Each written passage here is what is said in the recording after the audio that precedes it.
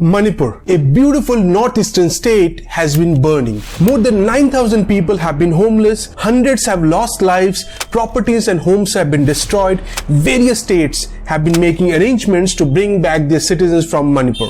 The situation turned out to be so bad that the central government had to invoke Article 355 of the Constitution. What is Article 355? Well, this article allows the central government to take charge of the law and order of the state. Now mind you, only in exceptional circumstances does the central government invoke Article 355. This tells you how bad the situation in Manipur had become. With the central forces on the ground and curfews imposed in several districts, the situation is comparatively better now. However, the fault line remain and return to normalcy is a far cry yet.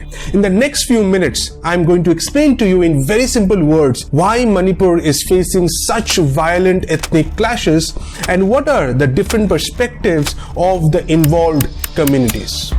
Breaking news now. आग जला के हम लोग को मरने के लिए वो लोग ने कोशिश किया है. हम लोग बच्चा कहा, माँ कहा, घर कहा, बहन कहा, मालूम नहीं हो रहा है. They shoot at site orders in Manipur.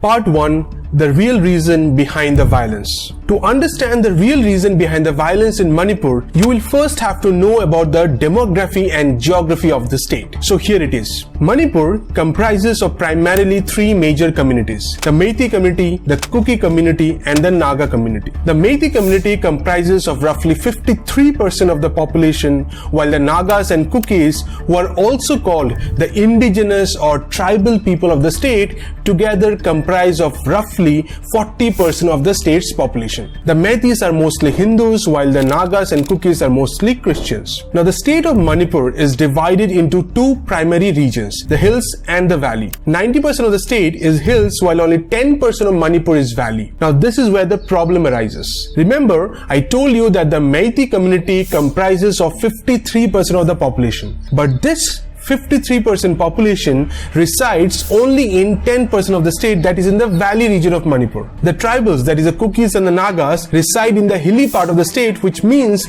they reside in 90% of the geographical area of the state. The 90% hilly part of the state is classified as tribal areas. Since Meiteis are classified as non-tribals, they cannot buy land in over 90% of the state. This is where the Meiteis dissatisfaction brews from. The Meiteis have been demanding ST status from 2013. They have been demanding it to protect their land and culture. While the Naga and the Kuki tribes are included in ST list, most of the Meitei community people have OBC status and some of them are listed as SCs. The tribals have been opposing Meitei community's demand for ST status for years. But recently, the Manipur High Court directed the Manipur state government to submit recommendations to the central government for the inclusion of Meitei community in the ST list, and this is what triggered the violent clashes between the tribals and the Meiteis. Now you may be wondering, what the Meiteis already have the OBC and ST status,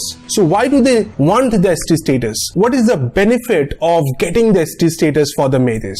Part 2. Grievances of the Meiteis and the benefit of the ST status. As per the Meitei community, illegal immigrants from Bangladesh and Myanmar come and settle in the valley region of Manipur. This makes the Meitei community lose out on their land as well as decrease their jobs. As per the Meiteis, this will gradually change the demographics of Manipur. The community believes that their population, which comprises of 53% today, will gradually start shrinking and eventually become a minority in their own state. The petition by the Meitei tribe union that resulted in the High Court order said that the Meiteis had scheduled tribe status before 1949. But when the state merged with India in October 1949, they lost that status. When different communities in India were classified as SC and ST under Article 341 and Article 342 of the Constitution, the Meitei community was not included in any of them. At that time, not having SC/ST status was not a big issue, but things changed later and now the Meiteis are demanding for the ST status. According to Meitei Tribe Union, as a result of being left out of the ST list, the community has been victimized without any constitutional safeguards to date. The Meitei Tribe Union argues argues that the Meiteis have been gradually marginalized in their ancestral land. The union also argues that their population, which was 59% of the total population of Manipur in 1951, has now been reduced to 44% as per 2011 census data. Now, these are the grievances of the Meitei community based on which they are demanding the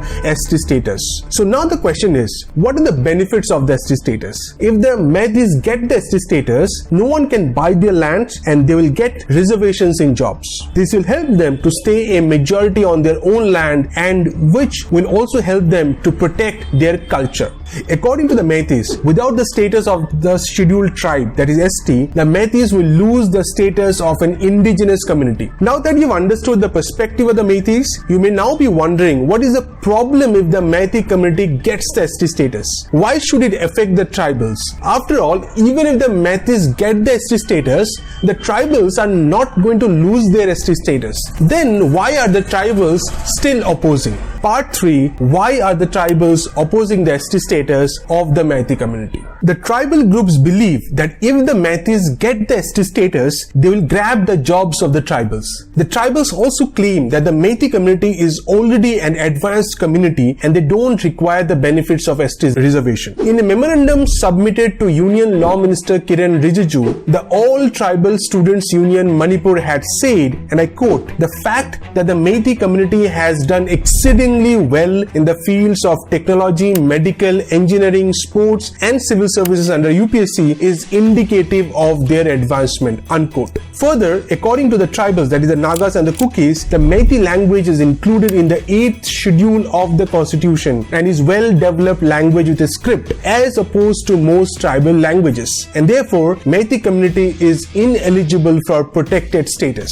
Apart from this, the tribals are also claiming that the Meiteis want to buy land from tribes in protected hill areas, which they don't want to happen. Part 4, conclusion. Now you have understood the reasons behind the clash between the Meiteis and the tribals and the perspective of both sides. The situation in Manipur, as I'm speaking now, is slightly better. Instances of violence have come down, but hundreds of people from all communities had to flee their homes. There is a sense of distrust among the people of one community towards the other. The order of the High Court has been challenged in the Supreme Court already. We'll have to see whether the Meiteis eventually end up getting the ST status or not. But whatever happens in the coming future, all of us have to be concerned about Manipur. The reality of northeastern states is different from the rest of India. Please take a moment to educate yourself about the northeastern states of India. One of the quests for me in this channel is to educate you all about the northeastern part of India, and just for context, I belong to the northeast. For now, let's just hope and pray that Manipur will get back to normalcy and the issues between the communities get resolved amicably. Thank you for watching.